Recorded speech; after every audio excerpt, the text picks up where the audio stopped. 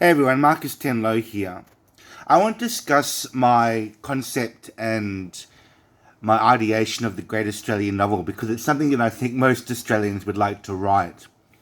And it's become an ideal which is probably now beyond recognition and beyond fruition and possibility. And I'm going to explain why. I think that as all writers, I aspire to creating and experiencing significance in the world of writers. And there are many writers now.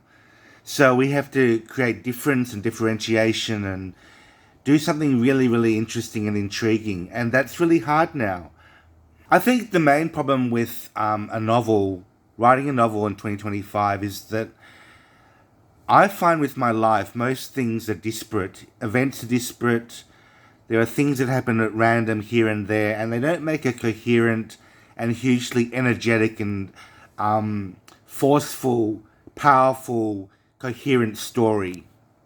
In fact, at one stage a few years ago, I was intending to write a story called Drifters, based on my favourite novel of all time, The Catcher in the Rye. Drifters would have been about a person who has random and chance kind of interactions and engagements with his society. And unfortunately, that sort of a story would be quite dilute and would not bear the focus and attention of the reader very easily. Now, although in my 46 years I've done a lot in my life, there have been moments of great happiness and great sadness. And I do honestly think that my life has a lot of lessons to learn.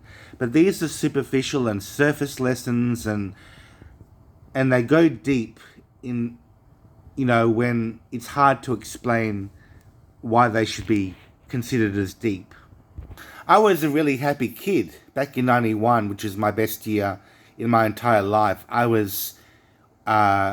felt that I was extremely well loved by my classmates.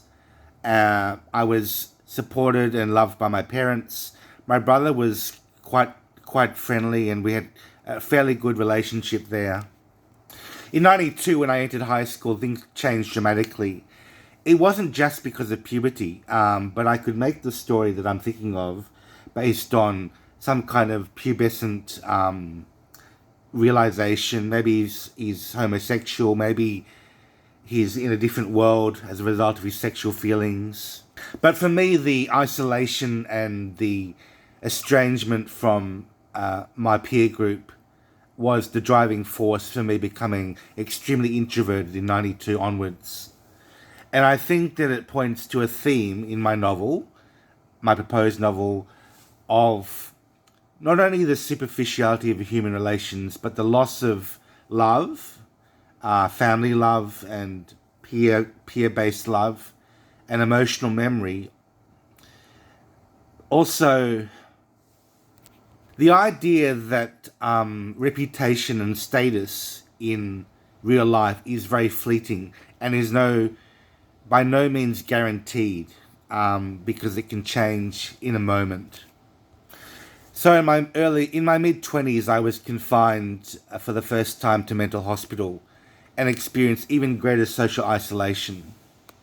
I was the target and the victim of extreme prejudice from clinical staff who didn't understand me as a bright and happy kid who had lost that direct experience of me being a very happy person at one stage, and had a lot of presumptions and prejudices about the fact that I should be acting a certain way in order to prove that I was mentally okay. So I think my novel could include my situational disadvantage, my history of poverty and living in extreme poorness, even with rich parents. It would be quite ironic for me to mention that. I could mention the corruption of my parents and their double life, including a secret life of gambling on the sly, and enjoying life in another world aside from their kids. And I want to return to that idea of prejudice and discrimination because despite all our ideas about fairness and non-discrimination in Australian society in 2025, what is called the woke movement, I believe and I understand that Australian society is still steeped significantly in prejudice. It's not quite black and white as it was in a book like To Kill a Mockingbird, right? We're not discriminatory against black people as much as we might have been, but there's still some of that embedded and hugely significant. And I think my novel would have to make that seem starkly significant. Obviously, ethics makes a huge difference to a novel as well. So, wider considerations like antinatalism and animal kindness are something that I would like the main character to be very aware of, which is not something that you'll find embedded in a story like Tim Winton's Juice. I don't know much about that novel, but it's regarded as one of the great cli-fi Australian attempts at cli-fi, and it fails in my books because of its lack of ethical foundation. So it's not antinatalist, and I think animal kindness is not treated as a main part of the book. Considerations of AI and technology in 2025 obviously need to be relevant to this, and it would complicate the novel significantly. It would be quite intriguing if AI and surveillance were used in evil ways in my novel, and I don't know how that would create a world which was highly oppressive.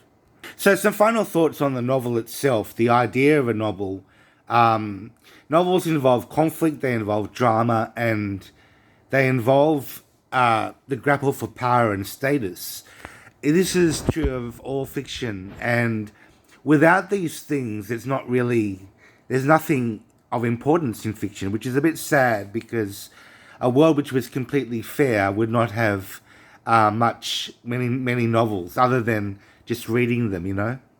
I think with AI and technology, humans have a great amount of power and they misuse that, and they have their own weaknesses and mistakes and insufficiencies which cause things to go wrong. So the job of the writer is to have a very good command of all the material, all the themes and the issues involved, and to formulate some kind of resolution to all of this.